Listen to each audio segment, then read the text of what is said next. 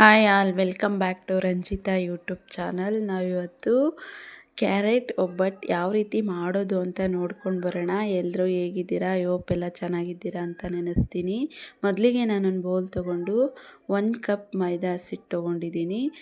ಒಂದು ಅರ್ಧ ಕಪ್ಪು ಚಿರೋಟಿ ರವೆ ತೊಗೊಂಡು ಸ್ವಲ್ಪ ಚಿಟಿಕೆ ಪುಡಿ ಉಪ್ಪು ಆ್ಯಡ್ ಮಾಡ್ಕೊಳ್ತಾ ಇದ್ದೀನಿ. ಈಗ 1 ಚಿಟಿಕೆ ಅರಿಶಿನದ ಪುಡಿ ಆ್ಯಡ್ ಮಾಡಿಕೊಂಡು ನೀಟಾಗಿ ಮಿಕ್ಸ್ ಮಾಡಿಕೊಂಡು ನೀರನ್ನ ಹಾಕ್ಕೊಂಡು, ಒಂದೇ ಸಲ ನೀರನ್ನ ಹಾಕ್ಕೋಬಾರ್ದು, ಸ್ವಲ್ಪ ಸ್ವಲ್ಪ ನೀರು ಹಾಕ್ಕೊಂಡು ಕಲಿಸ್ಕೋಬೇಕು. ಒಂದೇ ಸಲ ನೀರು ಹಾಕ್ಕೊಂಡ್ರೆ ಅದು ತೆಳ್ಳಗಾಗ್ಬಿಡುತ್ತೆ, ಅಷ್ಟೊಂದು ಗೊತ್ತಾಗಲ್ಲ. ಸ್ವಲ್ಪ ಸ್ವಲ್ಪ ನೀರು ಹಾಕ್ಕೊಂಡು ನೀಟಾಗಿ ಮೆತ್ಕೋಬೇಕು.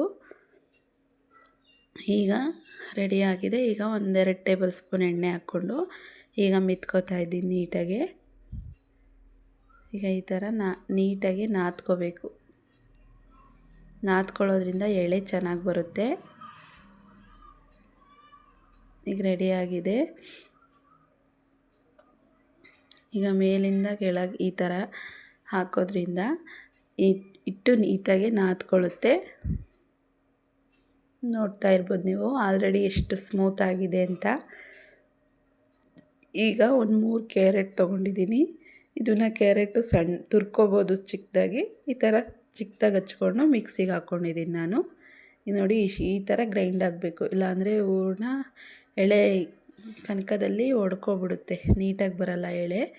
ಈ ಥರ ನೀಟಾಗಿ ಗ್ರೈಂಡ್ ಮಾಡಿಕೊಂಡು ಒಂದು ಬೌಲ್ಗೆ ಏನಾದರೂ ಕ್ಯಾರೆಟ್ ಇನ್ನೂ ಸ್ವಲ್ಪ ದಪ್ಪ ದಪ್ಪ ಇದೆ ಅಂದರೆ ಎತ್ತಿಟ್ಕೊಳ್ಳಿ, ಎಳೆ ಹರ್ಕೊಂಡ್ಬಿಡುತ್ತೆ. ಈಗ ಒಲೆ ಮೇಲೆ ಒಂದು ಪ್ಯಾನ್ ಇಟ್ಕೊಂಡು 1 ಟೇಬಲ್ ಸ್ಪೂನ್ ತುಪ್ಪ ಆ್ಯಡ್ ಮಾಡ್ಕೊಳ್ತಿದ್ದೀನಿ. ಕ್ಯಾರೆಟ್ನ ಮಿಕ್ಸಿಗೆ ಹಾಕ್ಕೊಂಡಿರೋ ಕ್ಯಾರೆಟ್ನ ಈಗ ಇದಕ್ಕೆ ಆ್ಯಡ್ ಮಾಡಿಕೊಂಡು ನೀಟಾಗಿ ತುಪ್ಪದಲ್ಲಿ ಫ್ರೈ ಮಾಡ್ಕೋಬೇಕು. ಈಗ ನೋಡಿ ಕಲರ್ ಚೇಂಜ್ ಆಗ್ತಾ ಬರುತ್ತೆ. ಈಗ ಸ್ವಲ್ಪ ಚಿರೋಟಿ ರವೆ ನಾನು ಮೊದಲೇ ಹುರಿದಿಟ್ಕೊಂಡಿದ್ದೆ, 1-2 ಟೇಬಲ್ ಸ್ಪೂನ್ ಚಿರೋಟಿ ರವೆ ಆ್ಯಡ್ ಮಾಡ್ಕೊಳ್ತಾ ಇದ್ದೀನಿ. ಈಗ ನಾನು ಸ್ವಲ್ಪ ನೀರು ಆ್ಯಡ್ ಮಾಡಿಕೊಂಡು ಬೆಲ್ಲನ ಮಿಕ್ಸಿಗೆ ಹಾಕ್ಕೊಂಡಿದ್ದೀನಿ. 1-2 ಟೇಬಲ್ ಸ್ಪೂನ್ ನೀರು ಆ್ಯಡ್ ಮಾಡ್ಕೊಂಡಿದ್ದೆ ಅಷ್ಟೇ ಬೆಲ್ಲಕ್ಕೆ, ಜಾರ್ಗೆ. ಈಗ ನೋಡ್ತಾ ಇರ್ಬೋದು ಬೆಲ್ಲದಲ್ಲಿ ನೀರು ಬಿಟ್ಕೊಂಡಿದೆ. ಈ ನೀರೆಲ್ಲ ಫುಲ್ಲು ಡ್ರೈ ಆಗಬೇಕು. ಅಲ್ಲಿವರೆಗೂ ನಾವು ಇದನ್ನು ಫ್ರೈ ಮಾಡ್ಕೋಬೇಕು ಲೋ ಫ್ಲೇಮಲ್ಲೇ ಇಟ್ಕೊಂಡು. ಈಗ ನೋಡ್ತಾ ಇರ್ಬೋದು ತಳ ಬಿಡ್ತಾ ಇದೆ, ಪ್ಯಾನ್ ತಳ ಬಿಡ್ತಾ ಇದೆ. ಈಗ ರೆಡಿಯಾಗಿದೆ ಹೂರಣ. ಕಲರು ಚೇಂಜ್ ಆಗಿದೆ. ಈಗ ಆಫ್ ಮಾಡ್ಕೊಳ್ಳೋಣ, ಆರೋದಕ್ಕೆ ಬಿಡೋಣ. ಈಗ ನೋಡ್ತಾ ಇರ್ಬೋದು ಅದಕ್ಕೆ ಇರಬೇಕು ಹೂರಣ. ಈಗ ಕನಕ ರೆಡಿಯಾಗಿದೆ, ಎಷ್ಟು ತೆಳ್ಳಗೆ ಬಂದಿದೆ ಅಂತ. ಈಗ ಕನಕ ಹಿಟ್ಟು ಕಲಸಿ 1-2 ಅವರ್ ಬಿಡಬೇಕು. ಈಗ ಚಿಕ್ಕದಾಗಿ ಉಂಡೆ ಮಾಡ್ಕೊಂಡು ಹೂರಣನ ಕನಕ ಎಳೆ ತಕ್ಕೊಂಡು ನೀಟಾಗಿ ಸೆಂಟ್ರಿಗೆ ಇಟ್ಕೊಂಡು ನೀಟಾಗಿ ಫೋಲ್ಡ್ ಮಾಡ್ಕೋಬೇಕು. ಈ ರೀತಿ ಫೋಲ್ಡ್ ಮಾಡಿಕೊಂಡು ಮತ್ತೆ ಏನಾದರೂ ಕನಕ ಹೆಚ್ಚಾದರೆ ಈ ಥರ ತೆಗೆದಾಕ್ಬೋದು. ಹಿಂಗೆ ನಾನೊಂದು ಕವರ್ ತೊಗೊಂಡಿದ್ದೀನಿ, ಸಕ್ಕರೆ ಕವರ್ ಆ ಥರದ್ದು. ಈಗ ಅದಕ್ಕೆ ಕವರ್ಗೆ ಎಣ್ಣೆ ಸವರಿ ನೀಟಾಗಿ ಬ್ಲೆಂಡ್ ಮಾಡ್ಕೋತಾ ಇದ್ದೀನಿ. ಈ ಥರ ನೀಟಾಗಿ ಬ್ಲೆಂಡ್ ಮಾಡ್ಕೊಳ್ಳೋದ್ರಿಂದ ಎಳೆ ಒಂದು ಕಡೆ ಕನಕ ಒಂದು ಕಡೆ ಹೂರಣ ಬರೋದಿಲ್ಲ. ಇದೇ ರೀತಿ ನಾವು ಕೈಯಲ್ಲಿ ಈ ಥರ ಎಳೆ ತಕ್ಕೋಬೇಕು. ಈ ಥರ ಎಳೆ ತೆಗಿಯೋದ್ರಿಂದ ಒಂದು ಕಡೆ ಕನಕ ಒಂದು ಕಡೆ ಹೂರಣ ಬರೋದಿಲ್ಲ, ತಿನ್ನೋಕ್ಕೆ ಚೆನ್ನಾಗಿರುತ್ತೆ. ನೋಡಿ ಎಷ್ಟು ನೀಟಾಗಿ ಬ್ಲೆಂಡ್ ಆಗ್ತಿದೆ ಅಂತ. ತುಂಬ ಚೆನ್ನಾಗಿ ಬರುತ್ತೆ ಕ್ಯಾರೆಟ್ ಒಬ್ಬಟ್ಟು. ನೀವು ಟ್ರೈ ಮಾಡಿ ನೋಡಿ ಫ್ರೆಂಡ್ಸ್,